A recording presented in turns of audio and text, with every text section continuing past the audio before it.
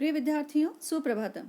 मैं डॉक्टर इंदिरा गुप्ता, सह आचार्य संस्कृत, बाबू शोभाराम राजकीय कला महाविद्यालय अलवर।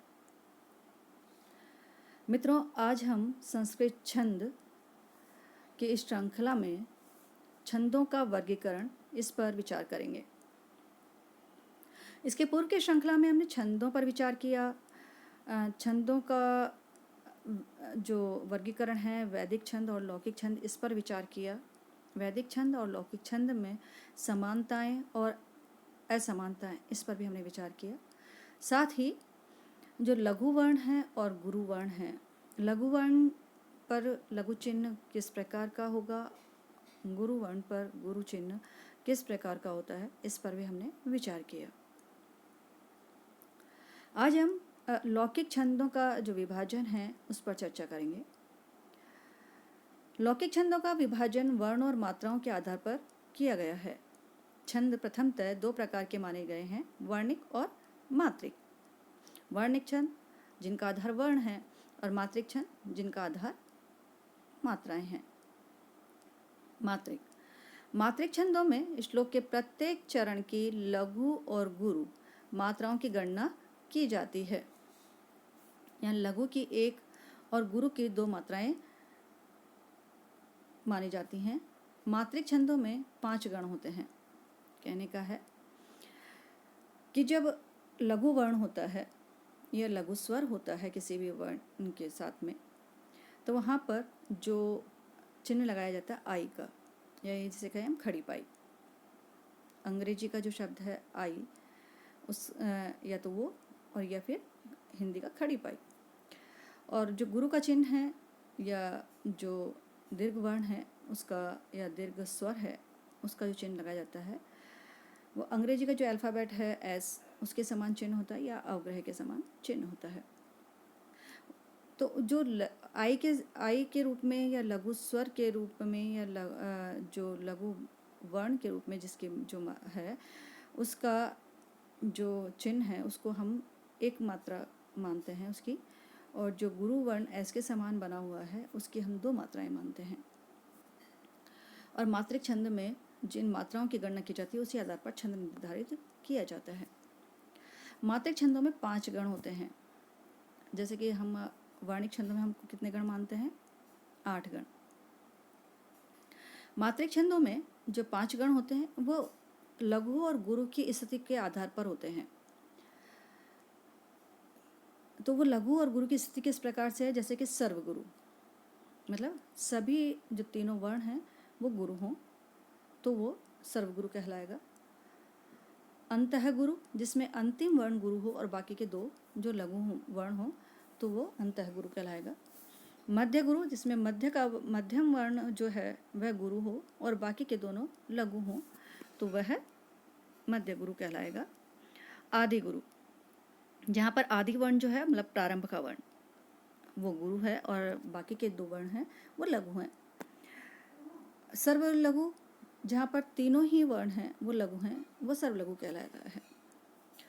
अन्य रूप में हम कहें तो जो लघु है उसकी 1 मात्रा और गुरु वर्ण की 2 मात्राएं। तो सर्वलघु में 3 मात्राएं हुई, आदि गुरु में 4 मात्राएं हुई, मध्य गुरु में भी 4 मात्राएं हुई, अंतः गुरु में भी 4 मात्राएं हुई और सर्वगुरु में 6 मात्राएं हुई। किस प्रकार से? क्योंकि सभी हैं और सभी गुरु हैं, गुरु की 2 मात्राएं मानी जाती हैं।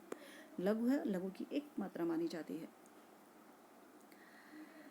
मात्रिक छंद को जाति भी कहा जाता है।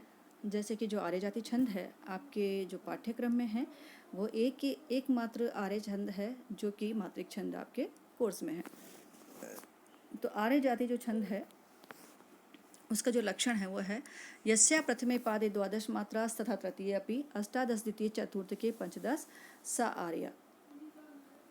अर्थात जिसके प्रथम पाद में 12 मात्राएं हों, तृतीय पाद में भी 12 मात्राएं हों और अष्टादश द्वितीय और द्वितीय पाद में 18 मात्राएं हों और चतुर्थ पाद में जो है 15 मात्राएं हों, तो वह कौन सा छंद कहलाता है? आर्य जाति छंद कहा जाता है। जैसा कि शाकुंतलम का उदाहरण है, सुभग सलीला अवगाहा पाटल संसर्गी सुरभि वनवाता प्रच्छाय सुलभ निद्रा दिवसा परिणाम रमणीय। अभी हम यहाँ पर जब मात्राएं लगाएंगे तो जैसे सुभग सलीला अवगाहा है, तो इस सुभग सलीला अवगाहा, इसमें सुभग में तीनों ही क्या है, लघु हैं। जिसे हम सर्वलघु कह रहे थे, मतलब सु भी लघु है, भय भी लघु है और गय भी लघु है। फिर सलीला, जो ये सलीला है, इस सलीला में स लघु है, लय में भी लघु मात्रा है, अतः यह भी लघु वर्ण है, और ला है उसमें गुरु है, तो वो गुरु वर्ण की मात्रा है। अवगाहा, जो अवगाह है, तो सलीला अवगाहा, तो वह लघु है, गा और हा दोनों गुरु हैं, क्योंकि गा में आ की मात्रा, हा में भी आ की मात्रा, तो वैसे भी गुरु हैं, और हा में विसर्ग है, अतः यह है उसके कारण भी गुरु है। तो जब हम यहाँ पर गुरु के 2 मात्राएं मानेंगे और लघु की 1 मात्रा मानेंगे, तो ऐसे में हम जब गिनते हैं तो 1 2 3 4 5 6 7 8 9 10 11 12, और ये 12 मात्राएं हो जाती हैं। मतलब प्रथम पादे द्वादश मात्रा, प्रथम पाद में 12 मात्राएं हैं। पाटल संसर्गे सुरभि वनवाता, ये द्वितीय पाद है, और यहाँ पर कहा है अष्टादश द्वितीय, 18 मात्राएं होनी चाहिए द्वितीय पाद में। तो पाटल संसर्गे सुरभि वनवाता, तो पाटल जब हम देखते हैं तो पै में आ की मात्रा है, अतः यह क्या हुआ, गुरु। तो यहाँ पर गुरु वर्ण की गुरु का चिन्ह लगा। ट और लय दोनों लघु हैं, स में विसर्ग है, अतः यह भी गुरु हुआ। दूसरा जो स है उसमें आगे जो ग पे र की मात्रा चढ़ी हुई है, तो उससे यह क्या हो गया, संयुक्त वर्ण हो गया, अतः दूसरा स भी जो क्या है, गुरु है। प्रथम स भी गुरु है विसर्ग की वजह से, वो अनुस्वार की वजह से, और दूसरा स है संयुक्त वर्ण की वजह से।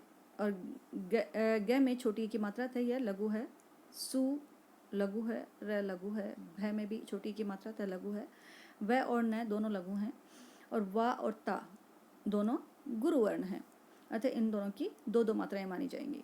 तो अब हम गिनते हैं तो देखते हैं कि 2 3 4 5 6 7 8 9 10 11 12 13 14 15 16 17 18। अब तृतीय पाद पर आते हैं तो कहता है प्रथम पादे द्वादश मात्रा तथा तृतीय अपि, मतलब प्रथम पाद में 12 मात्राएं होनी चाहिए और उतनी ही मात्राएं तृतीय पाद में भी होनी चाहिए। तो यहाँ पर हम जब तृतीय पाद के देखते हैं तो प्रच्छाय सुलभ निद्रा, प्रच्छाय सुलभ निद्रा, तो प्र में प और र, तो प क्या हुआ, अर्धवर्ण है, उसमें कोई स्वर नहीं है, अतः हम उसको नहीं मानेंगे। र है, र के साथ में संयुक्त वर्ण कौन सा है, च, तो प्र र च, तो यहाँ दोनों का क्या हो गया, गुरु। छा गुरु, य लघु, सु ल भ तीनों लघु हैं। नी भी लघु, नी लघु होता, लेकिन नी में जो द आगे द्रा है उसमें द जो है वो उसके कारण संयुक्त है नी, और वहाँ पर वो गुरु हो जाता है, और रा भी गुरु है। तो हम जब गिनते हैं तो गुरु और गुरु, 2 गुरु प्रारंभ में हो गए, तो 4 5 6 7 8 9 10 11 12 कि प्रारंभ के दोनों भी गुरु हैं और अंतिम दोनों भी गुरु हैं। तो ये 2 2 4 5 6 7 8 9 10 11 12। अब है पंचदश, चतुर्थ के पंचदश सार्य, और चौथे में कितनी होनी चाहिए, 15 मात्राएं। तो दिवसा परिणाम रमणीया, दिव दि छोटी की मात्रा है, व में छोटी की मात्रा है, अतः दिवसा में जो क्या होगा, ये दोनों छोटी की मात्रा है और सा हो जाएगा गुरु, तो वहाँ पर 2 मात्राएं मानी जाएंगी। तो इसमें कुल हो गई 4 मात्राएं। अब चाहिए हमें और 11 मात्राएं। तो परिणाम रमणीया, प में लघु, री में लघु, ना में गुरु, मैं र म लघु लघु लघु, नी और या ये दोनों गुरु। तो यहाँ पर हम गिनते हैं तो दिवसा में 4 5 6 7 8 9 10 11 12 13 14 15, इस प्रकार से 15 मात्राएं हुई। अतः आर्य जाति छंद का जो लक्षण है वह इस पर पूर्णतः घटित होता है, अतः यह आर्य जाति छंद है। अब आर्य जाति छंद हमारे कोर्स में या पाठ्यक्रम में कहें कि हमारा एकमात्र आर्य छंद ही था जो मात्रिक छंद था। अब आगे के हमारे छंद वर्णिक हैं, अतः वर्णिक छंदों पर चर्चा करते हैं। वर्णिक छंद, वर्णिक छंद में प्रत्येक चरण में वर्णों की गणना की जाती है, इन्हें वृत्त छंद भी कहते हैं। वर्ण वृत्तों में वर्णों की गणना के लिए गण का उपयोग होता है, जैसा कि मैंने पहले भी जो प्रथम श्रृंखला में बताया था कि उसके लिए हम एक विशेष जो है सूत्र का प्रयोग करते हैं, जिसमें कि हम 8 गणों की गणना करते हैं। एक गण में गुरु और लघु के एक विशेष क्रम से 3 वर्ण होते हैं। यदि 3 का समूह बनाने के पश्चात 2 या 1 अक्षर रह जावे तो वह या तो गुरु होगा या लघु होगा। जैसा कि हम जो आगे सूत्र है उससे अच्छी तरह से समझ लेते हैं। जो सूत्र है, यह माता राजभान सलगम, कहीं कहीं पर यह है यह माता राजभान सलगा भी बोला जाता है। ग के बाद में आधा मैं हो या गा हो, दोनों ही रूप में वो गुरु कहलाता है। यह माता राजभान सलगा, ये किस रूप में हमारी सहायता करता है यह सूत्र हमारे गण निर्धारित करने में, कि इसमें क्या है कि जो यह है, यह से हम गणों की गणना करते हैं। हमने स्वीकार किया है कि जो यह है, जो गण हैं वो 3 वर्णों के विशेष क्रम से निर्धारित करने पर 3 वर्णों का जो समूह होता है उसको हम गण कहते हैं। अब 3 वर्णों का समूह होता है। इस सूत्र में हमें देखेंगे कि जब यह है तो यगण, मैं है तो मगण, तय है तो तगण। हमने गणों को इसी प्रकार से नाम दिए हैं। र है तो रगण, ज है तो जगण, भय से भगण, न से नगण, से सगण। अब ये तो हो गए 8 गण। उसके बाद में ल और ग, या ये कहें कि ल और गा, तो ल से लघु और ग से गुरु, ये हमने माना। अभी इस पर हम यदि लक्षण भी घटित करें तो यह का चिन्ह होगा लघु, माँ का चिन्ह होगा गुरु, ता का चिन्ह होगा गुरु, रा का चिन्ह गुरु होगा, जय का चिन्ह लघु होगा, भा का चिन्ह गुरु होगा, न स ल इन तीनों का लघु होगा, और जो स है स ल गम, तो स और ल का लघु लघु होगा, लेकिन ग का मैं होने की वजह से गुरु हो जाएगा। और फिर ल का मतलब लघु और ग का मतलब गुरु। ये हम इसमें जो मुख्य रूप से प्रत्येक वर्ण का निर्धारण करते हैं। अब इसी से हम गण भी बनाएंगे। जब से यह गण बना तो अब यह के से लेकर के हम आगे के जो 2 वर्ण हो रहे हैं, मतलब कुल मिला के 3 वर्ण, 3 वर्णों पर हम मात्रा लगाएंगे। तो यह का लघु, माँ का गुरु और ता का गुरु। तो कहने का यगण की मात्राएं हुई लघु, गुरु, गुरु। इसी प्रकार से मगण जब हम बनाएंगे तो मगण से हम आगे के तृतीय वर्ण तक देखेंगे, मा ता रा। तो यहाँ पर तीनों क्या हो गए, गुरु हो गए। तो मतलब मगण में सर्व गुरु होते हैं, सभी गुरु होते हैं। ऐसे ही ताराज, तगण में ताराज, इसको हम गिनेंगे। और ताराज जो है, जो ये ताराज है, इस ताराज से ता का गुरु, रा का गुरु और जय का लघु। कहने का है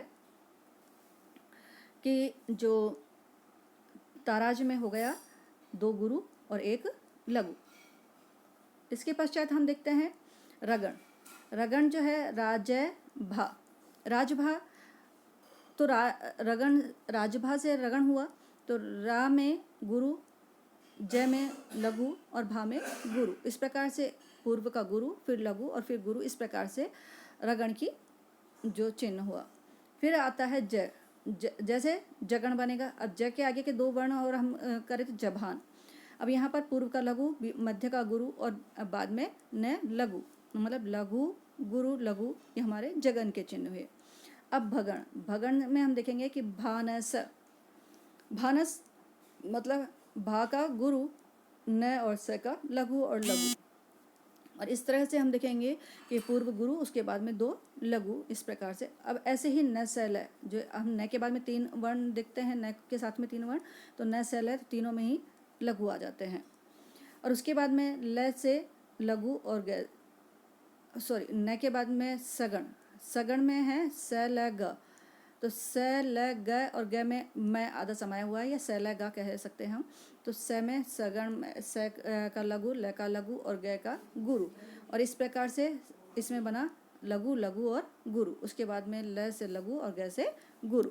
ये हमारा जो यह माता राजभान सलगा गम सूत्र है, यह माता राजभान सलगा जो सूत्र है, इस सूत्र से हम पूरे 8 गणों का निर्धारण करते हैं। साथ में लघु, ल से लघु की और ग में मैं सहित होने से या गा होने से गुरु हम जो उसका चिन्ह निर्धारित करते हैं। इस प्रकार से इन छंदों में जिन गणों का निर्देश होता है उसके लिए यह सूत्र बहुत ही उपयोगी कहा गया है। और इससे ये 8 गण निर्धारित होते हैं, साथ में लघु और गुरु निर्धारित होता है।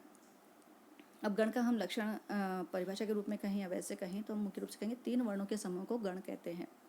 ये गण 8 हैं। इनके नाम और लक्षण जो अब मैंने नीचे दिए गए हैं वो निम्न प्रकार से हैं, आप इसमें देख सकते हैं स्लाइड में।